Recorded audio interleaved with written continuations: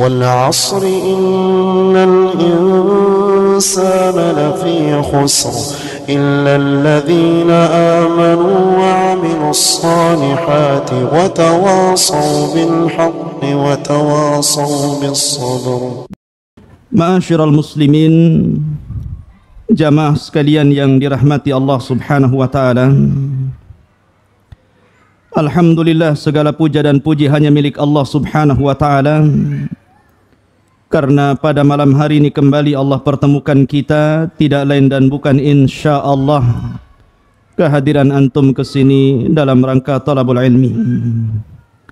Salawat serta salam tak lupa saya haturkan kepada junjungan alam Nabi yang mulia alaihi salatu wassalam wa ala alihi wa sahbihi wa man sara ala nahjihi ila yaumiddin.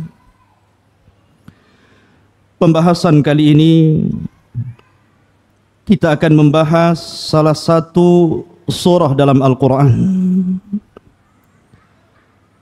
yang kata Imam Syafi'i rahimahullahu ta'ala,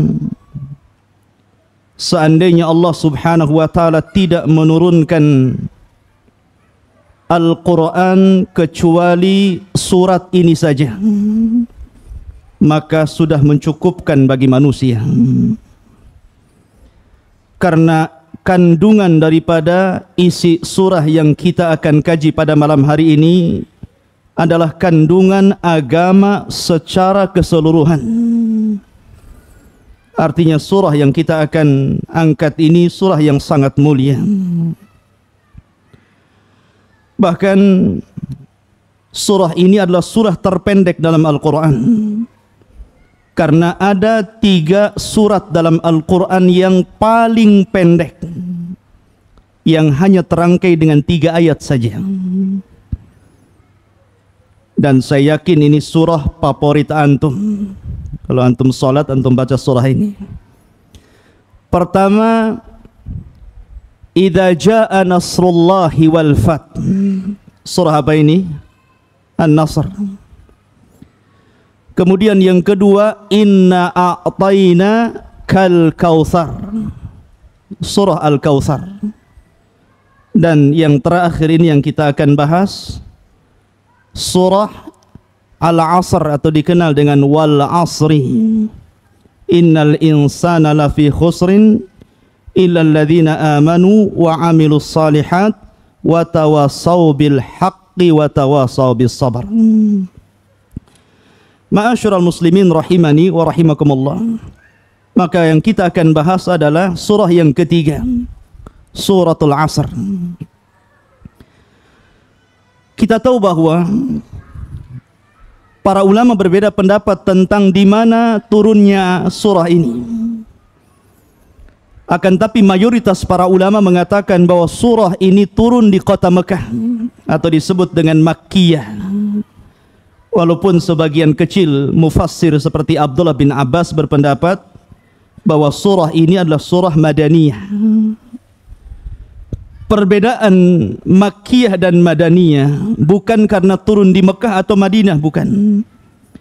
Akan tetapi kalau ayat ataupun surah atau ayat dalam Al-Quran turun sebelum hijrah Rasul, maka disebut Makkiyah, walaupun turunnya di Madinah gitu. Tapi kalau seandainya turun setelah hijrah Rasul, maka disebut Madani, walaupun turun di kota Mekah. Itulah yang dimaksud Makkiyah dan Madaniyah. Sebagian mufassirin menjelaskan di antara dalil bahwa surah ini Makkiyah adalah kisah daripada Amr bin As. Amr bin As itu dahulu masuk Islam, sebelumnya musyrikun. Jadi suatu ketika beliau berkunjung kepada Musailamah Al-Kadzab, ketika itu ada di Mekah.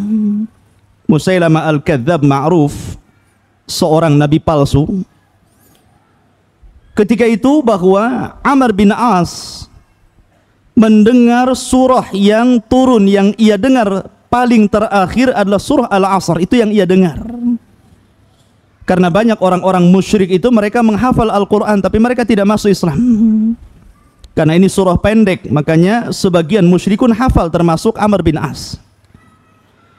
ketika berjumpa dengan Musailamah Al-Kadzdzab, maka Musailamah bertanya kepada Amr bin As ini, apa yang kau dengar terakhir dari lisan Rasulullah sallallahu alaihi wasallam? Maka kemudian Amr bin As membacakan ayat ini, wal asri innal insana lafi husrin illa alladhina amanu wa amilus salihat wa tawasaw bil haqqi wa tawasaw bis sabr.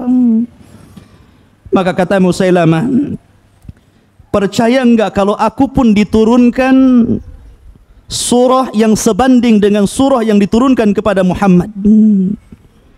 Maka kemudian Amr bin As penasaran, surah apa itu? Maka kemudian Musailamah dengarkan, dia mengatakan al-wabar, wa ma adraka mal wabar, lahu udhunani was sadar. Inilah surah yang Allah turunkan kepadaku selaku nabinya. Wabar itu sebuah binatang, seekor binatang yang kepala dan perutnya besar, memiliki 2 telinga dan dada yang membusung. Makanya dia mengatakan wabar. Tahukah kamu apa itu wabar? Wabar binatang yang memiliki 2 telinga dan dada yang membusung. Bayangkan, ini surah yang turun kepada Musailamah Al-Kadzdzab.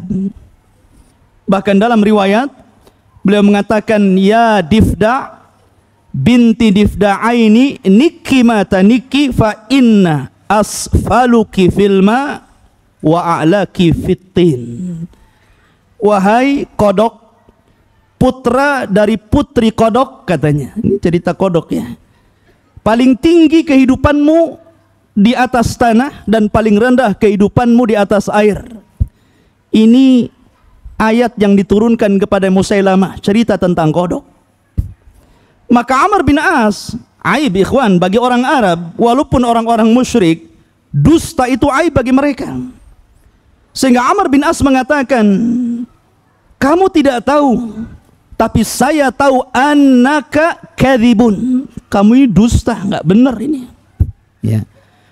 Lah dari sini ikhwatul fillah yang dimuliakan Allah Azza wa Jalla, maka jumhurul ulama mengatakan karena Amr bin As mendengar itu di Mekah, maka ayat ini disebut Makkiyah.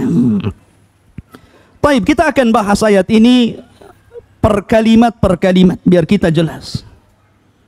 Dan apa kandungan sehingga ayat ini atau surah ini dikatakan oleh Imam Syafi'i rahimahullahu ta'ala, kalau sekiranya Allah subhanahu wa ta'ala tidak menurunkan Al-Quran kecuali surah ini saja, cukup bagi manusia.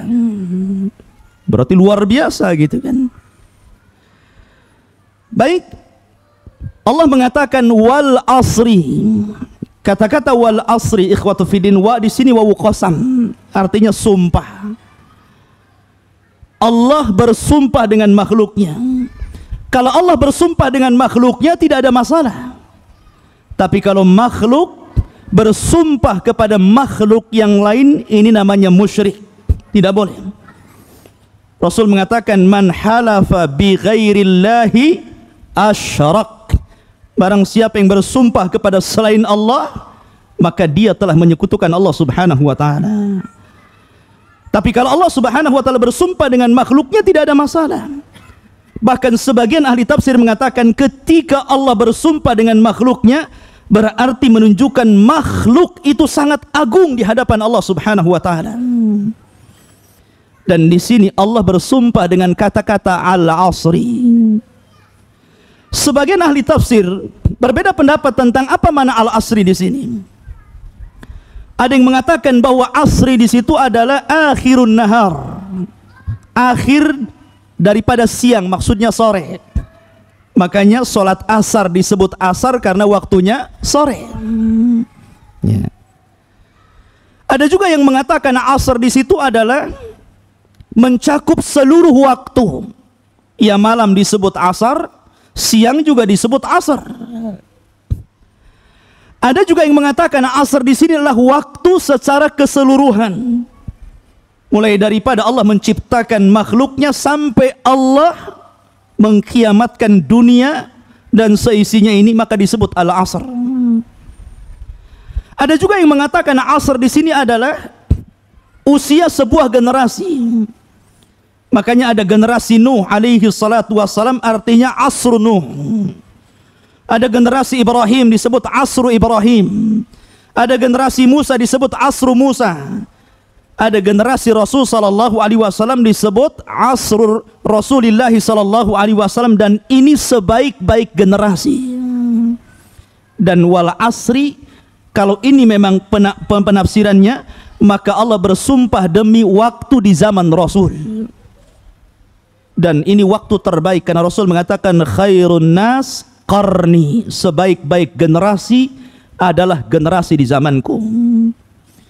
Akan tapi kalau Anda melihat penerjemahan dari Departemen Agama kita, maka Al-Quran yang kita lihat pada terjemahannya biasanya diterjemahkan demi masa, demi waktu.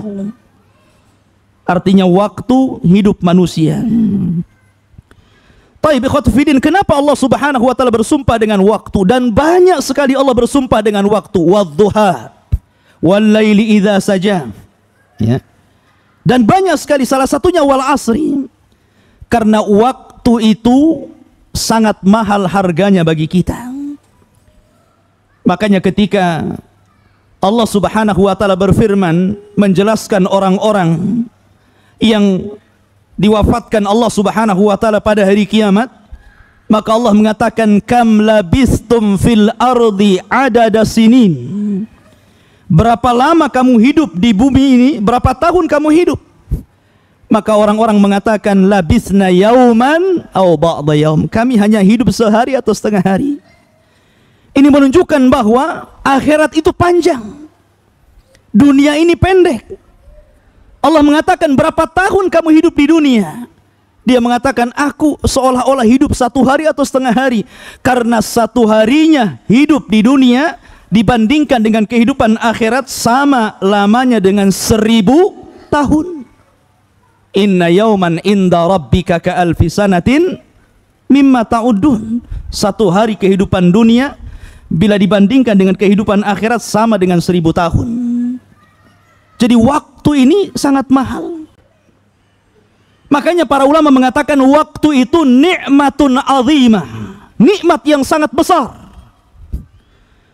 Dan kelak waktu ini akan ditanya oleh Allah subhanahu wa ta'ala. Bahkan ketika kita berdiri di padang mahsyar, belum lagi bergerak kaki kita, Allah sudah menanyakan tentang waktu. Tentang waktu. Kata Nabi SAW, la tazulu qadama bani Adam hatta yus'al an arba'. Tidak mungkin bergeser kaki anak Adam pada hari kiamat sampai dia ditanya tentang 4 perkara. Pertama tentang an umrihi, umurnya. Fima afnah, kemana kau habiskan? Kemana kau habiskan? Karena orang ini menghabiskan usia ini kan berbeda-beda.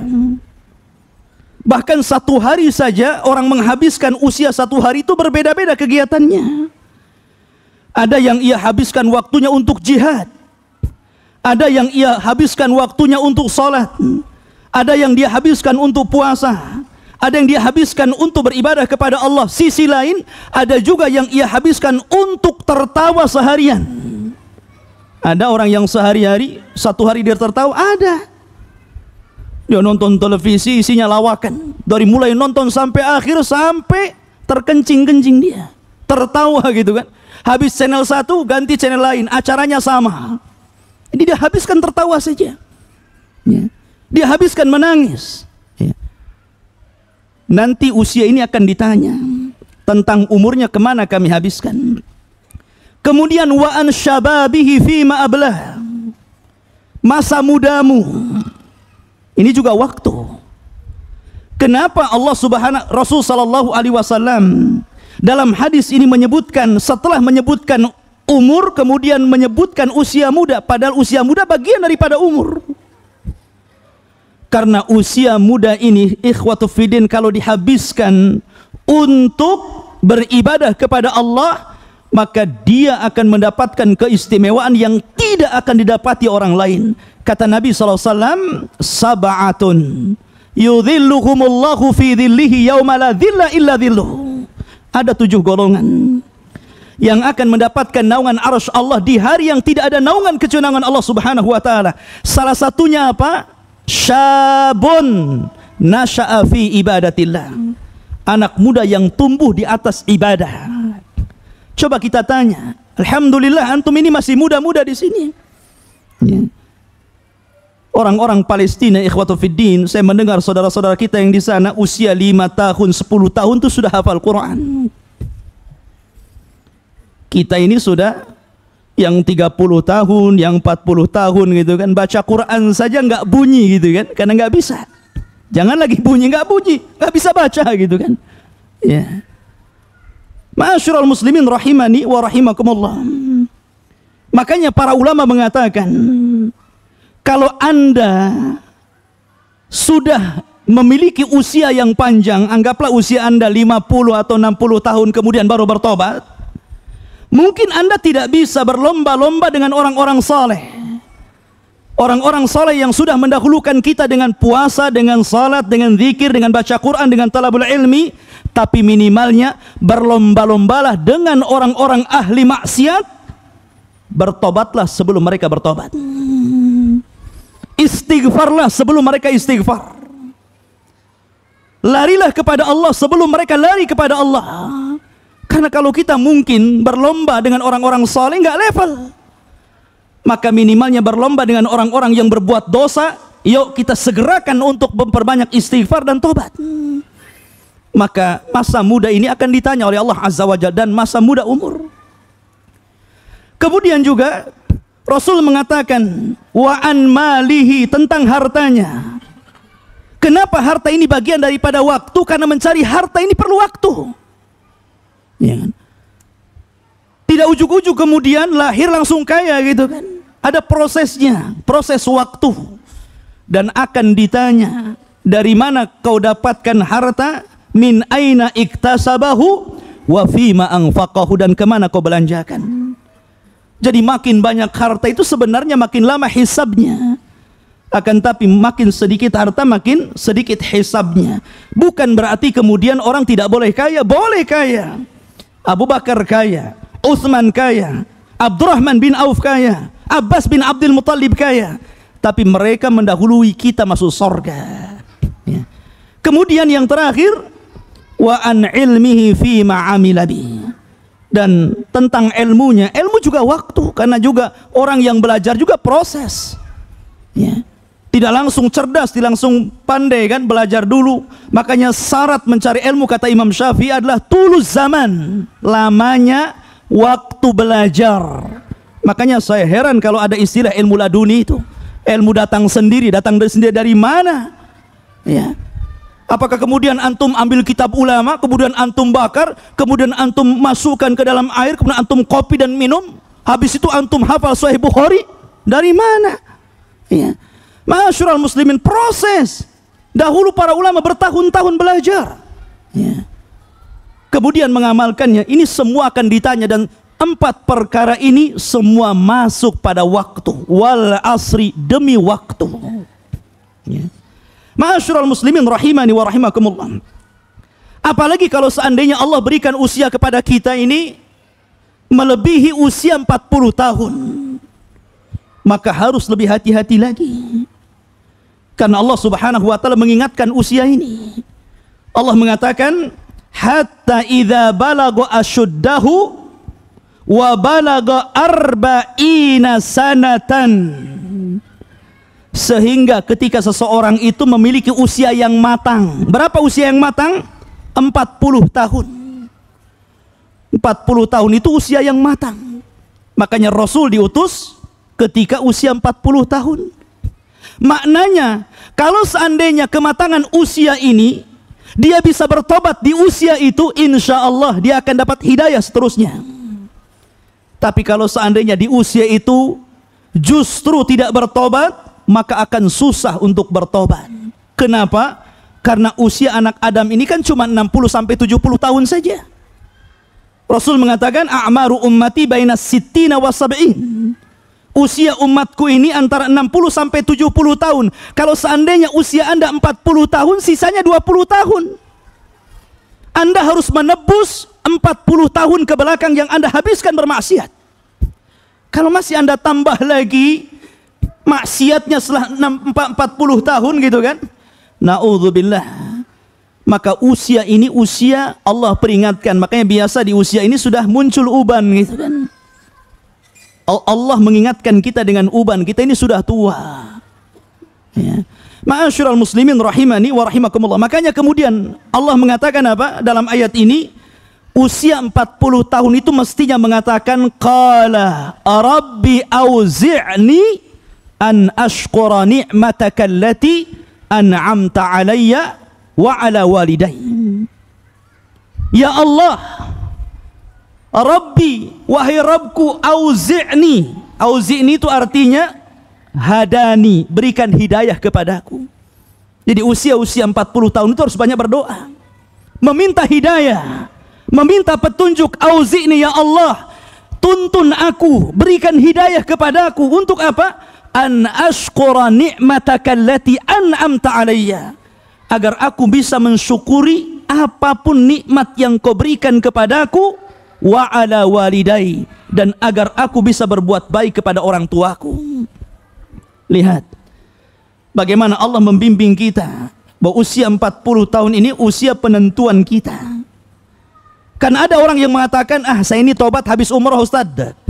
Kapan umrohnya? Nanti kalau punya uang ya.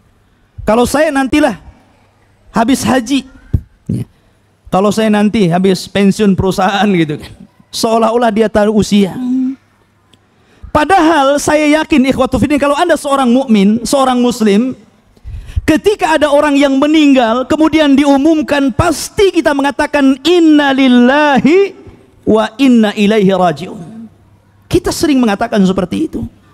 Artinya kita adalah milik Allah dan akan kembali kepada Allah dengan kematian.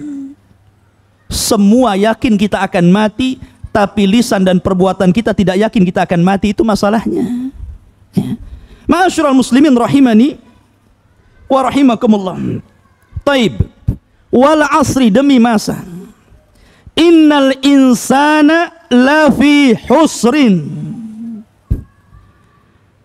Di sini Allah Subhanahu wa taala menyebutkan inna, sesungguhnya, al-insan, manusia, lafi husrin, sungguh-sungguh di dalam kerugian. Subhanallah, Allah menyebut dengan 4 penguat di sini bahwa manusia itu di dalam kerugian. Pertama dengan wawu qasam, wawu sumpah. Sebenarnya Allah tidak perlu bersumpah, kita yakin firman Allah. Karena sumpah itu kan biasanya untuk meyakinkan sesuatu kan. Kamu bohong, demi Allah saya nggak bohong. Untuk meyakinkan sesuatu sumpah itu.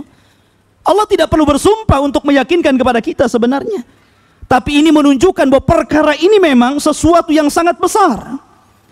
Allah bersumpah dengan menggunakan waw, wal asri, demi masa. 1. Inna, ini ada waktu takkid. Sama, ini alat untuk penguat. Inna dalam bahasa kita sesungguhnya. Kalimat sesungguhnya ini artinya takkid ya. Innal insana, sesungguhnya manusia, la, ada la di sini. Di sini la takkid, sungguh-sungguh. Lafi, la dengan fi juga takkid. Berarti di sini menggunakan 4 takkid penguat bahwa sungguh-sungguh, sungguh-sungguh, sungguh-sungguh dan sungguh-sungguh manusia itu berada di dalam kerugian. Allah tidak mengatakan menggunakan kalimat ala ya. Allah tidak mengatakan wal asri innal insana ala khusrin, tidak. Karena fi dengan ala itu berbeda. Tapi ketika Allah Subhanahu wa taala menyebutkan tentang hidayah, Allah mengatakan ala hudam mir rabbihim. Ya. Fi itu artinya di dalam. Kalau ala itu artinya di atas.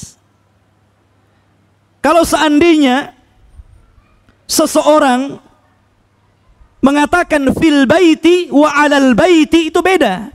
Fil baiti berarti di dalam rumah, antum di dalamnya. Tapi alal baiti, di atas rumah, berarti antum di atapnya. Perhatikan di sini. Allah mengatakan apa? La fi husrin, berarti manusia itu di dalam kerugian, dia tidak bisa keluar dari lingkaran ini. Ya. Tapi ketika Allah Subhanahu wa taala menyebutkan huda, petunjuk, Allah menggunakan ala hudan, di atas petunjuk, seolah-olah petunjuk itu kendaraan kita yang membawa kita kemana kita arahkan. Menunjukkan bahwa ini perkara yang dahsyat, ikhwan. Orang tidak mungkin keluar dari lingkaran kerugian ini. Makanya kalau kita melihat ayat surah sebelumnya, sebelum Allah Subhanahu wa taala menyebutkan surah Al-Asr, sebelum surah Al-Asr surat apa? Al-Haqumut Takatsur. Ya. Apa korelasinya? Kenapa Allah Subhanahu wa taala menyebutkan Al-Haqumut Takatsur, setelahnya kemudian wal asri innal insana lafi khusrin? Karena manusia itu ada dua golongan. Ada golongan orang-orang yang khasarah, orang-orang yang rugi. Dan ada orang-orang yang lawannya khasarah, al-fallah, orang-orang yang sukses, orang-orang yang beruntung. Di surah Al-Haqumut Takatsur Allah menjelaskan tentang orang-orang yang merugi. Allah katakan Al-Haqumut Takatsur, telah melalaikan kalian at-takatsur, berlomba-lombanya kalian dengan mengumpul-ngumpulkan harta, meraih jabatan, bangga dengan anak-anak, kemudian terlena dengan kehidupan dunia. Al-Haqumut Takatsur, itu semua melalaikan kalian. Kalian habiskan waktunya untuk itu saja. Hatta zurtumul maqabir, kalian akan berhenti kalau sudah dikubur di liang kuburan. Makanya sering saya katakan, ikhwan, kalau antum ziarah kubur, yang di bawah kuburan itu macam-macam orangnya, ikhwan. Ada mantan menteri, ada mantan presiden, ada mantan bos gitu kan. Ada juga mantan tukang ojek, ada juga mantan orang-orang yang bankrupt gitu kan. Macam-macam. Tapi ketika orang masuk kuburan semuanya sama. Tidak lantas, ini kan mantan presiden, hormati saya wahai malaikat, jangan nanya bentak-bentak saya gitu kan. Lah, apa urusannya kehidupan dunia dengan akhirat? Ya, nggak ada urusannya. Dunia, alam kubur itu jalan menuju akhirat. Allah tidak membedakan siapapun walaupun Anda mendapatkan kemuliaan di dunia. Karena yang mulia hanyalah orang yang bertakwa kepada Allah Azza wa Jalla. Jadi surah Al-Haqumut Takatsur ini menjelaskan tentang orang-orang yang celaka ketika menghabiskan waktunya untuk kelalaian. Akan tetapi surah yang kita bahas adalah orang-orang yang beruntung.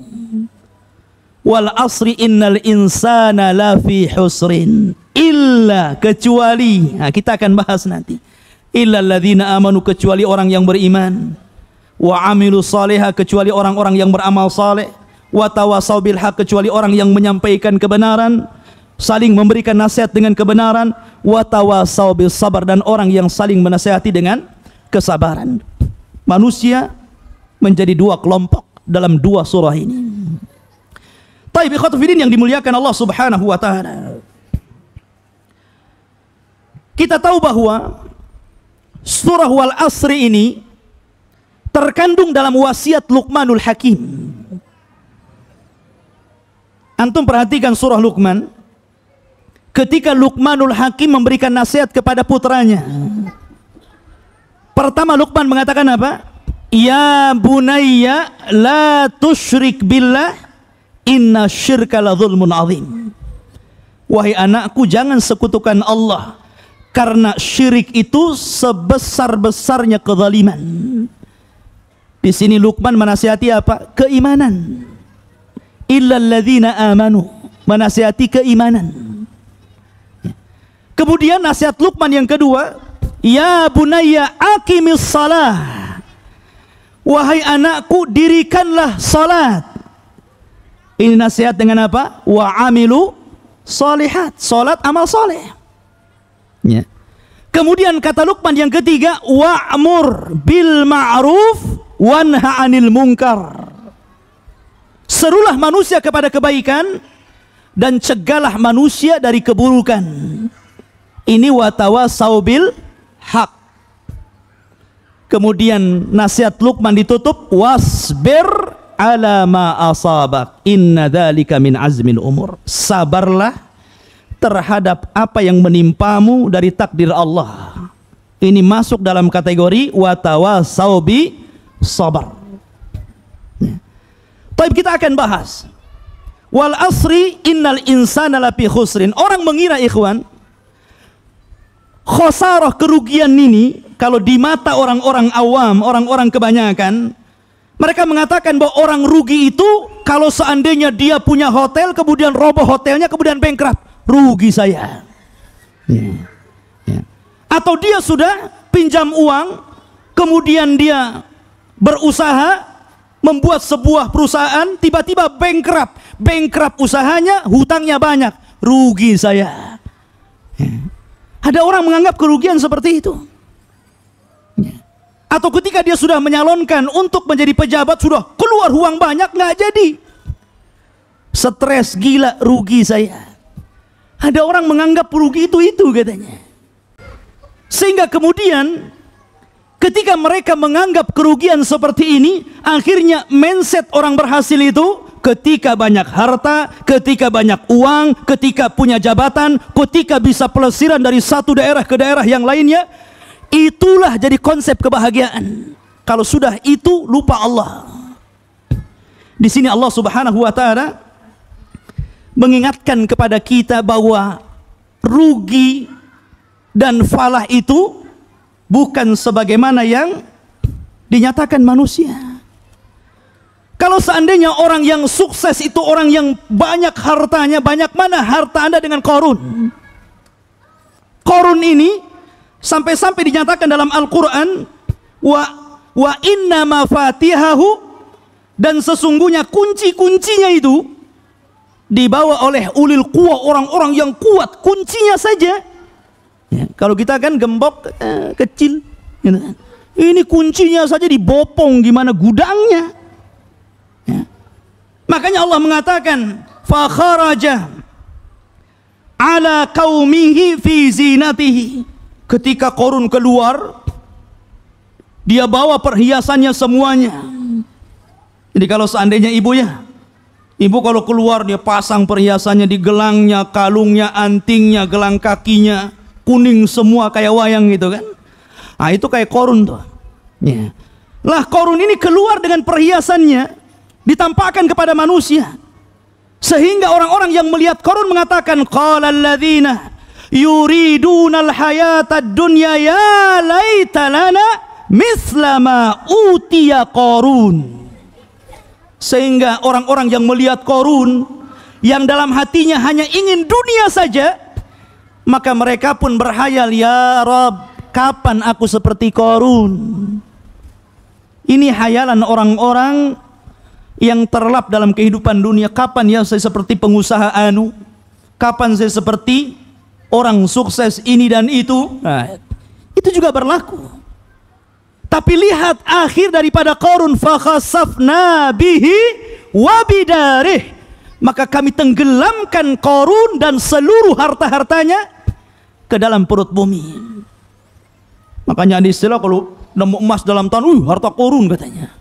Ya. Ma'asyiral muslimin rahimani wa rahimakumullah. Kalau cerita tentang jabatan, siapa yang tidak kenal Namrud? Raja dunia. Tapi dia kufur kepada Allah Azza wa Jal. Allah binasakan dengan seekor lalat. Bayangkan. Dia memiliki pasukan yang sangat besar. Makanya wajar kalau ulama mengatakan ada 4 raja yang pernah menguasai sebagian besar dunia. 2 mukmin, 2 kafir. Yang mukmin Sulaiman dan Dzulqarnain. Yang kafir salah satunya Namrud. Ini raja yang kafir. Dan Bukhtun Nasr, yang pernah menghancurkan orang-orang Yahudi, dihabiskan di Palestina. Namrud memiliki jabatan yang luar biasa, bukan hanya presiden satu negara, tapi sebagian besar dunia gitu kan. Tapi karena kelancangannya mengatakan saya Rabb, saya Tuhan selain Allah, sombong dia, sehingga kaumnya setiap hari ada orang yang datang menyembah Namrud. Dan dia mengaku Tuhan dan bisa menghidupkan orang mati dan mematikan orang hidup. Ada 2 orang jalan di depan istananya, suruh masuk, sini kamu. Yang satu bunuh dia, yang satu kasih kemauan dia, biarkan dia hidup. Tuh, saya bisa membunuh, mematikan maksudnya, dan menghidupkan. Taib, kata Ibrahim. Kalau memang itu, kata Ibrahim, sekarang Allah menerbitkan matahari dari arah timur. Fa'ti biha minal maghrib. Datangkan dari arah barat. Maka Allah katakan, fabuhital ladzi kafar. Maka terdiam Namrud dan orang-orangnya. Akhirnya kemudian Namrud marah kepada Ibrahim. Kemudian dia siapkan sebuah api yang sangat besar. Kemudian Ibrahim dibakar hidup-hidup. Setelah 3 hari api padam, ternyata Ibrahim tidak satu pun dari badannya terbakar. Marah Namrud, 3 hari dia pening kepala. Akhirnya Allah kirim lalat masuk ke hidupnya, merusak akal dan otaknya. Akhirnya mati gara-gara seekor lalat. Raja kaya, pemimpin dunia, mati dengan seekor lalat. Subhanallah. Mana pasukannya? Kenapa nggak dikirim prajuritnya untuk masuk ke hidungnya gitu kan? Nangkap lalat gitu kan? Ma'asyiral muslimin rahimani wa rahimakumullah. Ada orang yang subhanallah ya, mereka bahagia itu kalau suka jalan-jalan. Saya punya kawan-kawan di Singapura itu subhanallah, suka jalan-jalan, punya uang gajiannya kita kemana, mana negara yang belum dikunjungi gitu. Ada orang yang seperti itu. Ya. Ada orang yang memang kebahagiaannya itu ngumpulin duit, kemudian setelah itu dia habiskan di tempat-tempat wisata. Ke Bali, ke Bandung, kemana gitu, keluar negeri gitu kan. Maka Allah katakan dalam Al-Quran, wala yaghurrannaka alladzina kafaru fil bilad mata'un qalil.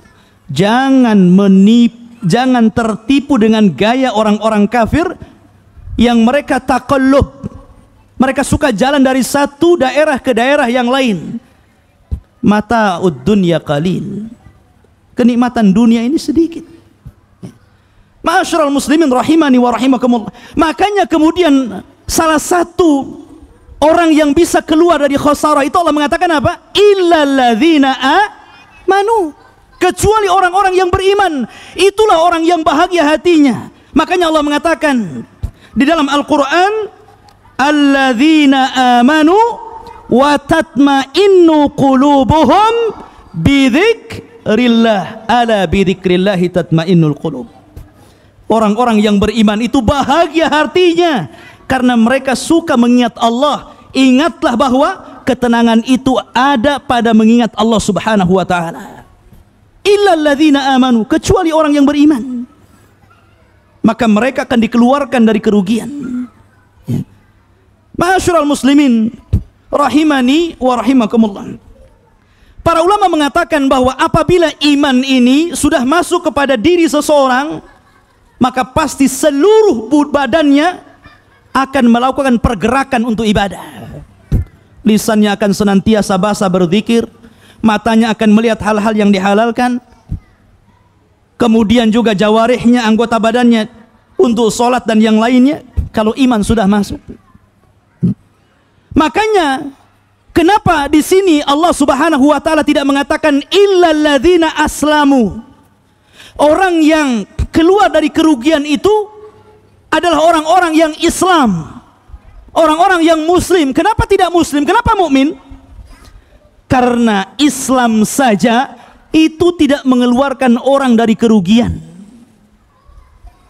Makanya Allah mengatakan qalatil a'rab amanna qul lan tu'minu walakin qulu aslamna walamma yadkhulul imanu fi qulubikum ila akhiril ayat. Ketika orang-orang Arab yang baru masuk Islam ini mengatakan amanna, kami beriman kepada Anda wahai Rasul, maka Rasul mengatakan qul, katakan kepada mereka, kalian belum beriman tapi kalian baru masuk Islam, kalian masih muslim belum mukmin. Ya. Karena banyak orang-orang Islam yang mereka tidak mengingat Allah Azza wa Jalla. Makanya ketika Allah Subhanahu wa taala menyebutkan orang-orang munafik, idza ja'akal munafiquna qalu nashhadu annaka la rasulullah wallahu yashhadu annaka la rasuluh wallahu ya'lamu innal munafiqina lakadzibun. Apabila datang orang-orang munafik mengatakan kami bersaksi Anda Rasulullah, Allah pun bersaksi Anda Rasulullah, tapi Allah mengetahui bahwa Anda munafik, Anda dusta. Makanya Allah Subhanahu wa taala tidak menyebutkan orang yang bahagia itu bukan orang Islam, tapi orang yang beriman. Artinya iman yang masuk ke dalam hatinya bukan hanya sekedar syahadat, ya. Akan tetapi imanlah yang menggerakkan dia, kemudian salat, kemudian zakat, kemudian puasa, kemudian menyuruh manusia kepada kebaikan, mencegah manusia dari kemungkaran, dan begitu seterusnya. Illal ladzina amanu, kecuali orang-orang yang beriman. Ma'asyiral muslimin rahimani wa rahimakumullah. Bicara tentang keimanan, iman ini dalam bahasa kita disebut at-tasdiq. Tasdiq itu apa? Pembenaran.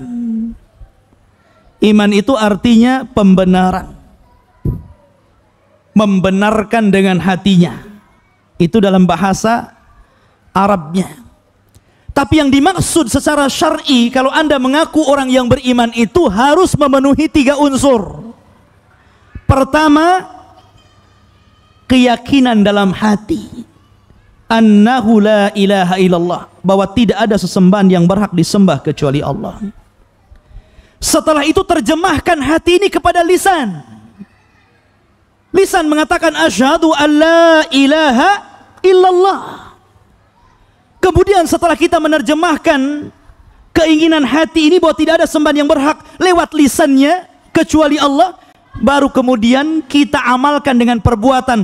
Karena tidak ada sesembahan yang berhak disembah kecuali Allah, maka perbuatan kita jauhi kesyirikan kepada Allah. Jangan salat kecuali kepada Allah, jangan bernadar kecuali kepada Allah, jangan berpuasa kecuali kepada Allah, jangan haji kecuali kepada Allah, dan begitulah seluruh ibadah kita berikan kepada Allah. Itu namanya iman. Perhatikan di sini Allah Subhanahu wa taala menyebutkan kalimat amanu dengan jamak, bukan mufrad. Artinya apa? Illal ladzina amanu. Allah tidak mengatakan illal ladzi amana, tapi Allah mengatakan illal ladzina amanu. Bukan amanah tapi amanu, menggunakan jamak, bukan mufrad. Mufrad itu artinya kalimat tunggal. Kitabun, satu kitab. Kalau jamak itu kutubun, banyak kitab. Aman, satu orang yang beriman. Amanu, banyak orang yang beriman. Apa sih faedahnya? Ya. Orang-orang yang keluar dari kerugian itu adalah orang-orang yang mereka beriman karena iman itu perlu orang banyak. Makanya Allah mengatakan apa? Ya ayyuhalladzina amanu kunu ma'as sadiqin. Wahai orang-orang yang beriman, berkumpullah bersama orang-orang yang jujur. Lingkungan itu mempengaruhi keimanan. Ya. Kalau antum hidup sendirian di tengah-tengah masyarakat yang rusak, antum tidak akan mendapatkan keimanan. Yang ada antum jadi rusak di situ. Ya. Tapi ketika antum berkumpul di orang-orang yang mereka akhlaknya bagus, orang-orang yang jujur, maka antum akan beralih. Yang dulunya suka dusta karena ngikut orang jujur, jadi jujur. Yang dulunya nggak pernah salat karena ngikut orang-orang yang salat malu awalnya, akhirnya jadi salat. Ya. Makanya Allah Subhanahu wa taala mengatakan wasbir ma'alladzina yad'una rabbahum bil ghadati wal 'asyi yuriduna wajhah. Sabarlah engkau berkumpul bersama orang-orang yang menyembah Rabb mereka di waktu pagi dan petang, yang mereka menghendaki wajah Allah Azza wa Jalla. Bersabar berkawan dengan mereka. Keimanan itu harus berjamaah. Kalau antum hidup sendiri susah menata keimanan. Tapi kalau antum hidup di keramaian orang yang beriman, maka antum akan menjadi orang-orang yang beriman Mar'u ala dini khalili. Seseorang itu tergantung agama kawannya. Tergantung kalau antum berkawan dengan orang sunnah gitu kan, awalnya satu janggutnya, akhirnya nampak janggut lagi. Awalnya apa? Isbah, mulai naik di atas mata kaki, ya kan? Awalnya jilbab layangan, mulai jilbab yang besar gitu kan. Itulah kalau orang-orang berkumpul bersama orang-orang baik jadi baik. Makanya Allah mengatakan illal ladzina amanu, bahwa keimanan itu tidak mungkin dibangun kecuali dengan jamaah. Kalau antum ingin istiqamah di atas sunnah, kumpul dengan ahli sunnah, ya kan? Ma'asyiral muslimin rahimani wa rahimakumullah. Kemudian ikhwatu fiddin yang dimuliakan Allah azza wa jalla, iman itu memiliki tingkatan. Rasul mengatakan bahwa tingkatan iman itu bid'un wa sab'una syu'batan, ada 70 lebih tingkatan. Wa a'laha kalimatu la ilaha illallah, paling tinggi adalah tauhid, tidak ada sesembahan yang berhak disembah kecuali Allah. La ilaha illallah, ini tingkatan iman yang paling tinggi. Adapun yang paling rendah, membuang sesuatu yang menghalangi orang di jalan. Tengok paku diambil dibuang, tengok batu besar takut orang kecelakaan dibuang ke pinggir. Itu iman yang paling rendah, ya. Ini sudah enggak bertauhid, gitu kan? Enggak mau buang batu di tengah jalan gitu. Kemana iman? Dan yang paling tinggi la ilaha illallah. Makanya sebuah pertanyaan ikhwatu fiddin, kenapa la ilaha illallah adalah ucapan seluruh para nabi dan rasul dalam dakwah mereka? Walaqad ba'atsna fi kulli ummatin rasulan an i'budullaha wajtanibut taghut. Bahwa kami utus pada tiap-tiap umat ini seorang rasul, tugas mereka adalah menyampaikan la ilaha illallah. Seluruh para nabi dan rasul menyampaikan la ilaha illallah. Bahkan syarat orang masuk Islam harus menyebut la ilaha illallah.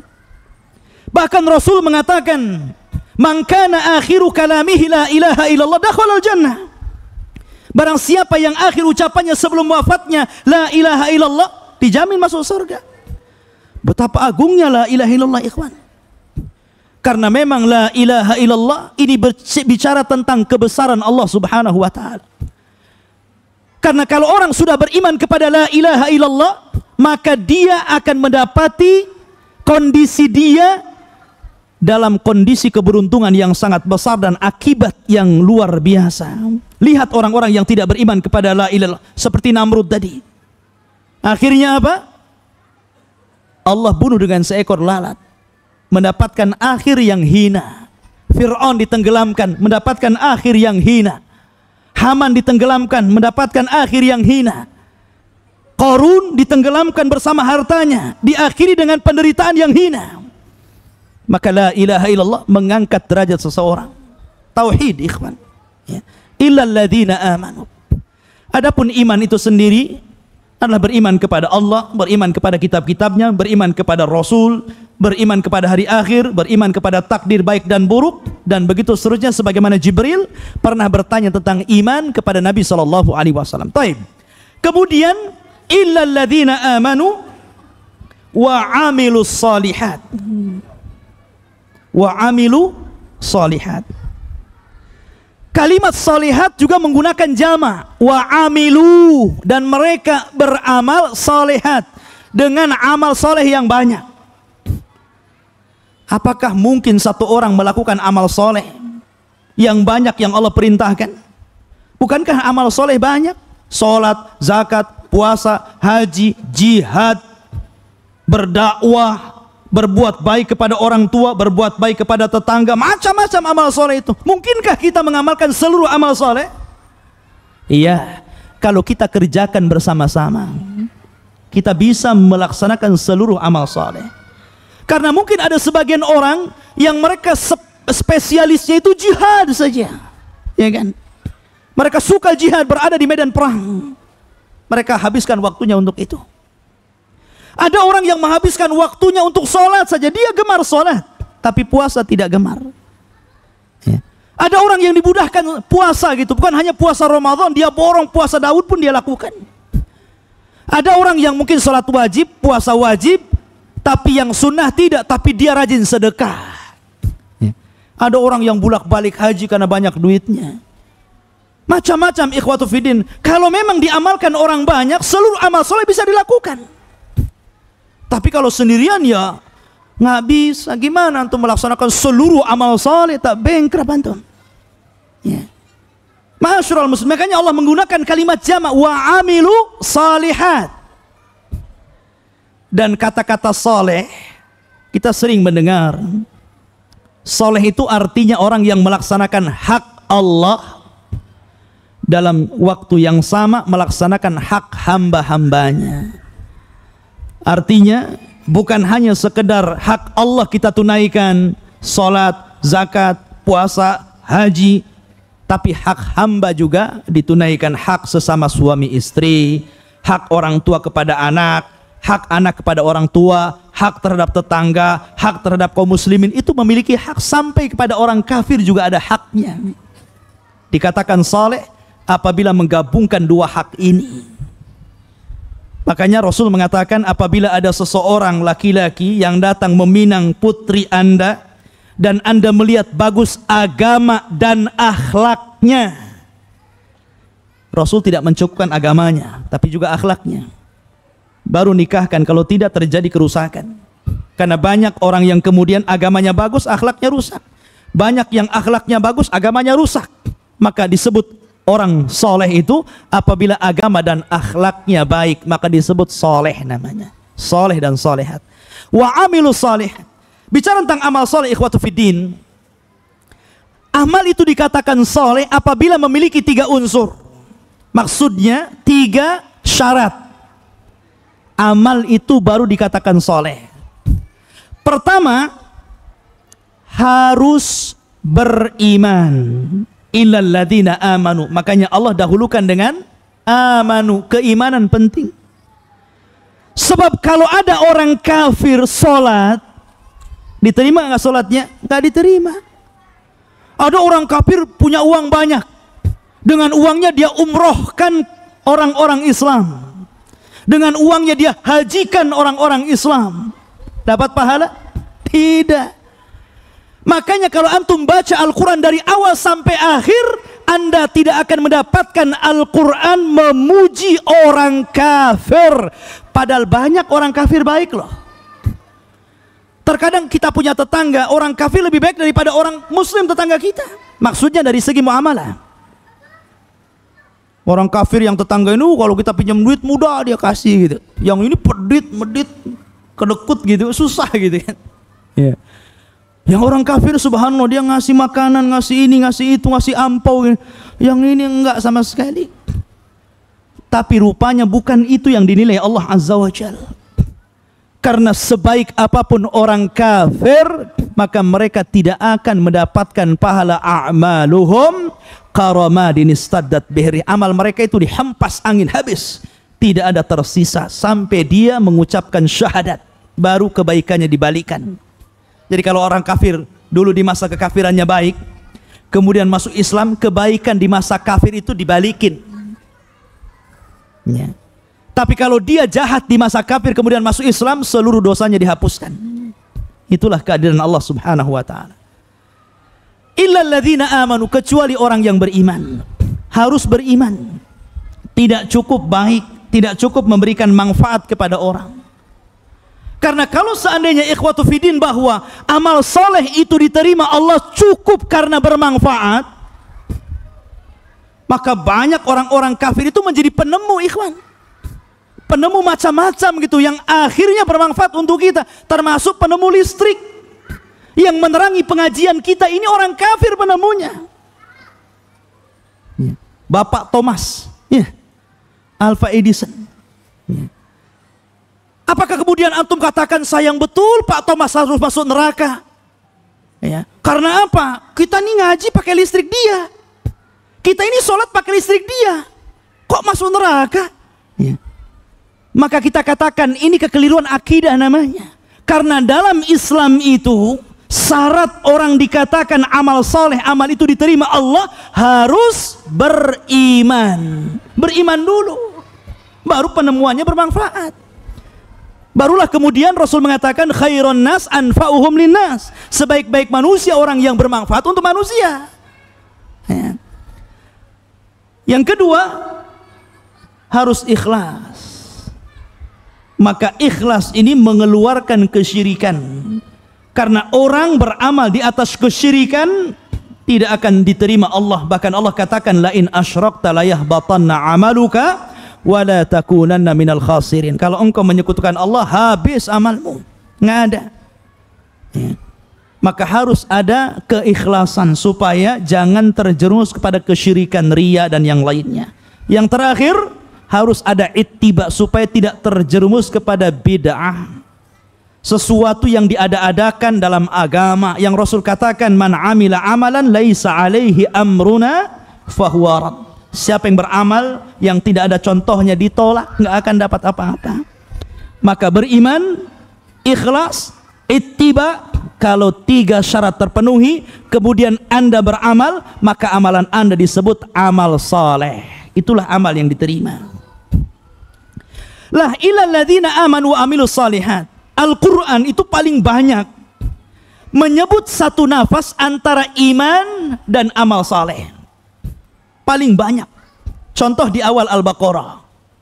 Allah katakan apa? Alladzina yu'minuna bil ghaibi wa yuqimunas salata wa mimma razaqnahum yunfiqun. Baru di ujung ayat humul muflihun. Orang-orang yang beriman dengan yang gaib. Allah gaib beriman. Ya. Kemudian malaikat gaib beriman, ada malaikat. Illal ladzina amanu beriman artinya alladzina yu'minuna bil ghaib. Kemudian orang yang mendirikan salat dan berinfak dengan rizki Allah, artinya beramal soleh. Ini Allah sebut satu nafas, amanu dengan amal soleh. Ataupun Allah mengatakan wattini wazaitun wa turi sinin wa hadzal baladil amin laqad khalaqnal insana fi ahsani taqwim summa radadnahu asfala safilin illal ladzina amanu wa amilus salihat falahum ajrun ghairu mamnun. Lagi-lagi Allah sebut satu nafas, illal ladzina amanu wa amilus salihat falahum ajrun ghairu mamnun. Tapi dalam surat Al-Asr ini Allah tambah, bukan hanya sekedar perintah beriman dan beramal saleh, Allah tambah dalam ayat ini yang tidak disebutkan dalam ayat-ayat yang lain. Watawasau bil haq, watawasau bi sabar. Walaupun watawasau bil haq dan watawasau bi sabar ini bagian daripada amanu wa amilus solihat. Ya. Ma'asyiral muslimin rahimani wa rahimakumullah. Maka kita katakan ikhwatu fiddin yang dimuliakan Allah Subhanahu wa taala. Kemudian Allah Subhanahu wa taala setelah menyebutkan illal ladzina amanu wa amilus shalihat, maka Allah katakan watawasau bil haq, watawasau bil haq. Sebelumnya menyebutkan dengan kata-kata madhi. Madhi itu lampau. Illal ladzina amanu, kecuali orang-orang yang telah beriman. Wa amilu, ini juga menggunakan fi'il madhi, dan orang-orang yang telah beramal saleh, maka mereka tidak akan rugi. Tapi ketika Allah menyebutkan watawasau bil haq, watawasau bis sabr, Allah menggunakan fi'lul mudhari, kata kerja waktu yang akan datang. Siapa yang belajar bahasa Arab? Ya. Mungkin antum tahu fi'il madhi dan mudhari. Madhi itu waktu lampau, telah makan lain dengan sedang makan. Kalau telah makan kenyang antum, kalau sedang makan belum kenyang, artinya sedang. Ya kan? Amanu telah beriman, wa amilu salihat dan telah beramal saleh. Tetapi ketika Allah mengatakan watawasau bil haqqi watawasau bis sabr, Allah sebutkan dengan fi'lul mudhari. Artinya apa? Watawasau bil haqq ini artinya dakwah. Berdakwah ini jangan berhenti. Ya. Hari ini, besok, bulan depan, tahun depan, sampai mati kita harus berdakwah. mengajak manusia kepada kebaikan. Dan kita senantiasa menasihati dengan kesabaran, karena dakwah itu perlu sabar. Makanya Allah mengatakan wa tawasau bis sabar. Ya. Taib. Kita akan membahas kalimat wa tawasau bil haq. Saling menasihati dengan kebenaran. Apa itu al-haq?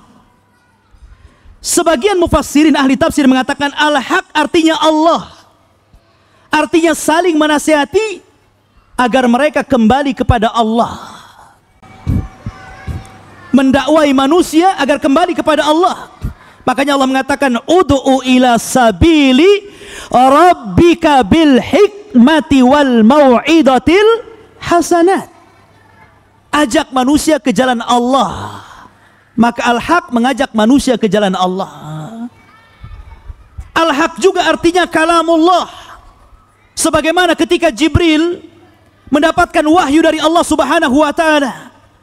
Ketika manusia, para malaikat di langit pingsan, setelah kemudian malaikat Jibril mendapatkan wahyu, baru malaikat siuman dan terbangun, dan mereka mengatakan, "Madza qala rabbukum ya Jibril?" Apa yang dikatakan Rabb engkau wahai Jibril? Maka Jibril mengatakan al-haq, seluruh mengatakan qalul haq, kebenaran, kebenaran. Al-haq artinya kalamullah. Artinya saling menasihati manusia untuk kembali kepada kalamullah, kepada Al-Quran, kepada sunnah Rasul. Ya. Ada juga yang mengatakan al-haq itu artinya agama secara keseluruhan.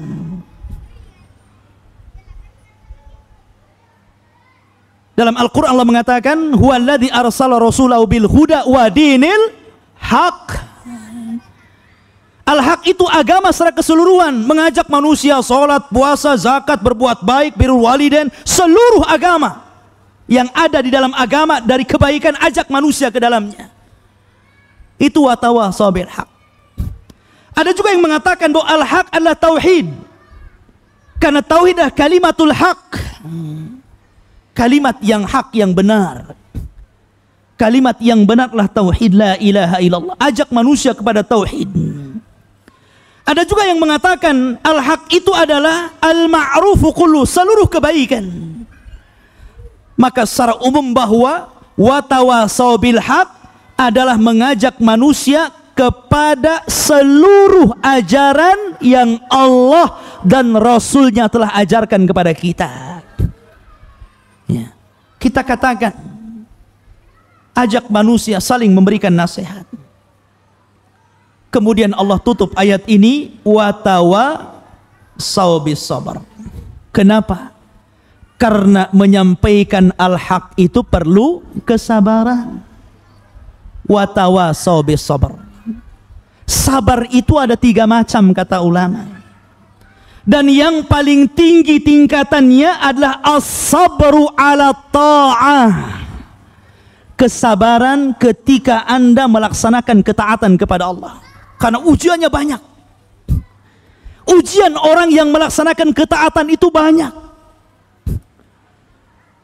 Hawa nafsu, kemalasan, ajakan kawan, macam-macam.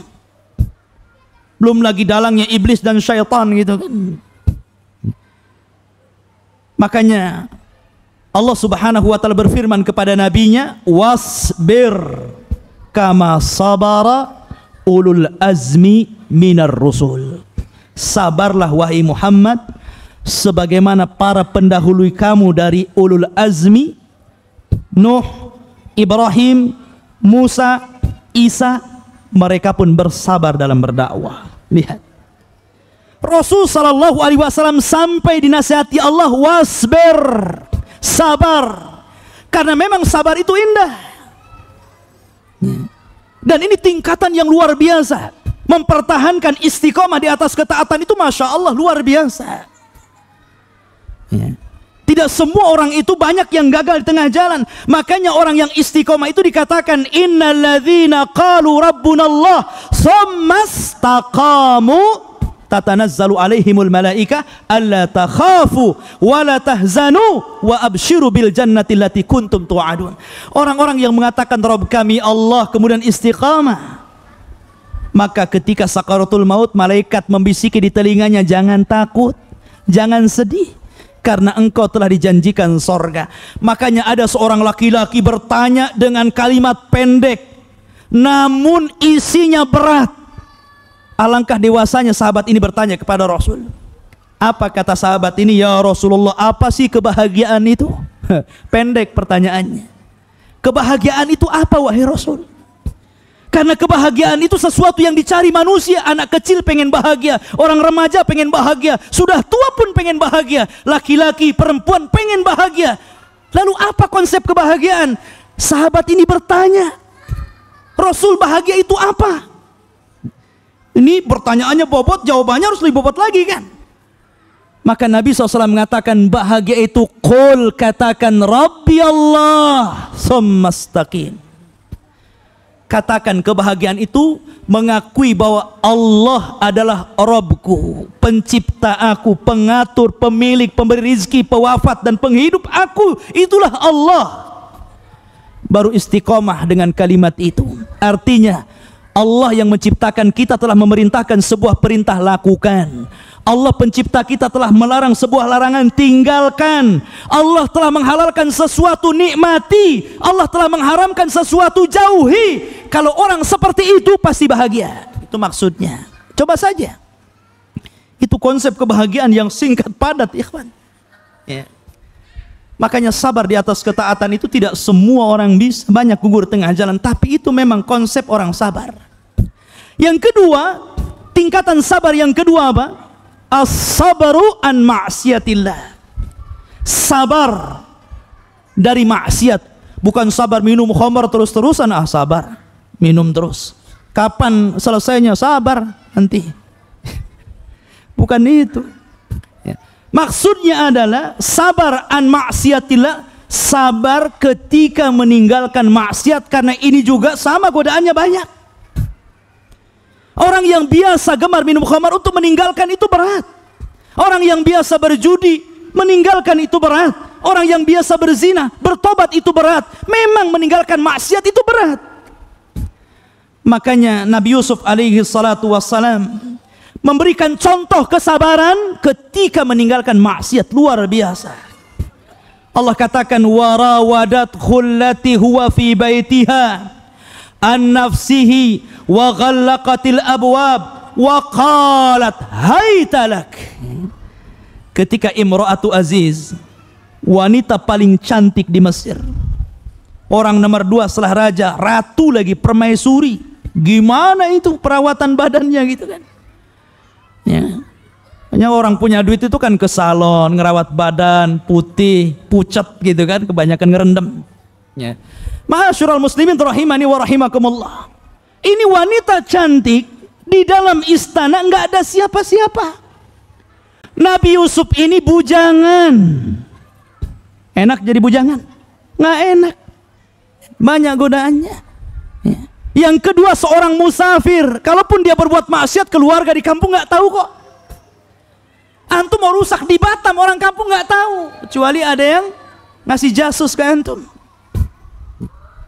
Kondisinya sendirian lagi, dihadapkan dengan wanita cantik, dan Allah katakan warawadathu allati huwa fi baitiha. Wanita ini merayu Yusuf sedang berada di istananya.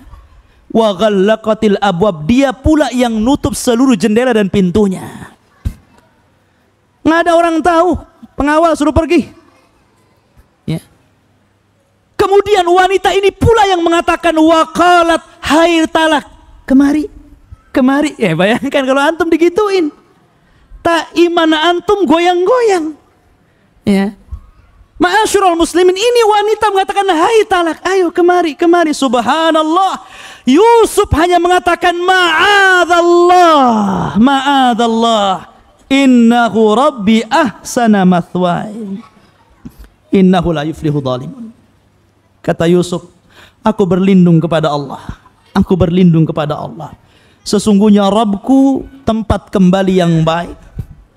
Karena tidak akan berhasil orang yang zalim. Ini perbuatan zalim gak mau. Coba kalau antum di posisi Yusuf, kira-kira apa yang terjadi? Tak buat jadwal khusus tiap hari antum ya. Ma'asyiral muslimin rahimani wa rahimakumullah. Maka Yusuf mengajarkan kepada kita as-sabru an ma'siyatillah. Bagaimana sabar untuk tidak maksiat. Ketika orang berzina, sabar untuk tidak berzina. Ketika berjudi, sabar untuk tidak berjudi. Ketika orang berghibah, sabar untuk tidak berghibah. Ketika orang masuk dalam lubang maksiat, sabar untuk tidak masuk ke dalamnya. Itulah as-sabru an ma'siyatillah. Dan tingkatan yang terakhir, as-sabru, kesabaran anil ibtila, dari ujian dan musibah. Itu karena bagian daripada takdir Allah Azza wa Jalla. Dan di sini Nabi Ayub telah mencontohkan kepada kita bagaimana sabar dari ujian Allah. Siapa yang tidak kenal Ayub? Seorang yang kaya raya, dahulunya memiliki anak-anak yang banyak, memiliki pembantu-pembantu, hidup di atas gemerlapnya dunia, tapi dia hamba yang sabar dan beriman kepada Allah. Kekayaannya tidak menggemingkan tauhid dan keimanannya. Sampai iblis mau goda nggak bisa. Akhirnya dia lapor kepada Allah, ya Allah, wajar saja Ayub nggak bergeming dari keimanan. Kau kasih semua, harta kau kasih, anak kau kasih, istri yang cantik kau kasih. Coba hilangkan itu, tak goyang keimanannya. Akhirnya Allah buktikan bahwa Ayub tidak sebagaimana prasangka iblis. Dalam 3 hari, hari pertama Allah hancurkan kekayaannya, hari kedua Allah wafatkan seluruh putra-putranya, hari ketiga Allah berikan penyakit yang belum pernah menimpa kaumnya. 3 hari musibah berturut-turut. Kalau ini kejadian kepada antum, kalau antum gak mati sambil berdiri silahkan. 3 hari berturut-turut musibah gitu ya. Terkadang kita musibah sedikit saja udah stres gitu. Nabi Ayub as-sabru alal bala, percontohan sabar di atas ujian. Tapi Ayub tetap sabar. 18 tahun dia menderita penyakit loh. Dia terbaring, istrinya yang cari nafkah. Dan ini percontohan istri yang saleh. Bukan berarti kalau istri bekerja ini mencontoh istri Nabi Ayub. Bukan, suami ibu kan gak sakit, ya kan? Kalau ingin ibu kerja, doakan suami sakit, ya. Baru ibu kerja, itu baru mencontoh Nabi Ayub gitu kan. Ayub ini terbaring gak bisa kerja 18 tahun. Bukan waktu yang sah. Dan subhanallah, itulah wanita yang berakal ya. Dia tidak minta cerai. Istri-istri sekarang kalau suami dinyatakan dokter ini lama ini lumpuhnya, udah cari-cari itu celah, gimana caranya cerai ini, ya. Ma'asyiral muslimin rahimani, karena wanita dulu berakal, wanita sekarang akalnya kurang. Yang mengatakan akalnya kurang bukan Abu Humairah, Rasul, karena perempuan itu naqisatu aqlin wa dinin, kurang akalnya dan kurang agamanya. Itu perempuan. Ya. Suaminya lagi ada masalah, bukan ditenangkan, dikompori. Kan begitu. Ya. Suaminya ngomong, oh si Anu itu begini, iya istrinya juga sama. Lah apa? Kenapa dikompori gitu kan? Mudah terangsang emosi dia itu. Makanya kurang akalnya, nggak berpikir kalau ucapannya itu menguatkan kebencian gitu. Makanya kemudian yang jadi pemimpin rumah tangga itu laki-laki, bukan wanita. Kalau yang memimpin perempuan gawat. Ya. Ma'asyiral muslimin rahimani wa rahimakumullah. Wa tawasaw bil haq wa tawasaw bis sabar. Maka sabar ini perlu dalam dakwah. Perlu dalam memupuk keimanan, perlu dalam mengamalkan amal soleh, dan perlu dalam berdakwah. Dan tentu ikhwatu fiddin, dari keempat-empatnya, kalau antum memiliki 4 perkara ini, berarti antum telah memperbaiki diri sendiri dan orang lain. Yang pertama dan yang kedua, beriman dan beramal saleh, memperbaiki diri sendiri. Yang ketiga dan yang keempat, memperbaiki orang lain, berdakwah dan bersabar. Berarti lengkaplah sifat antum. Tapi dari 4-empatnya yang paling mulia adalah yang ketiga, ad-da'watu ilallah. Berdakwah itu paling mulia dari semuanya. Allah mengatakan, wa man ahsanu qawlan mimman da'a ilallah wa amila salihah. Siapa lagi yang ucapannya paling indah kecuali orang yang mengajak manusia ke jalan Allah dan beramal soleh. Amal soleh dibelakangkan, dakwah didahulukan. Dalam ayat ini amal soleh dahulukan, dakwah dibelakangkan. Tapi dalam ayat yang lain Allah katakan, siapa lagi ucapan yang paling indah? Bukan para penyanyi, bukan para biduan, bukan orang-orang yang kontes suara gitu kan, enggak. Tapi orang yang indah suaranya, kata Allah, mimman da'ilallah, bagi orang yang mengajak manusia kepada Allah walaupun suaranya falas, walaupun suaranya serak, walaupun suaranya jelek gitu kan. Tapi kalau yang diserukan adalah Allah, maka kata Allah itu seindah-indahnya suara. Baru beramal saleh. Ya. Maka kita tahu bahwa apa yang dinyatakan Imam Syafi'i, kalau Allah Subhanahu wa taala tidak menurunkan Al-Qur'an kecuali hanya surat ini saja cukup bagi manusia, karena terkandung semua unsur dalam agama: beriman, beramal soleh, berdakwah dan sabar. Itulah agama secara keseluruhan.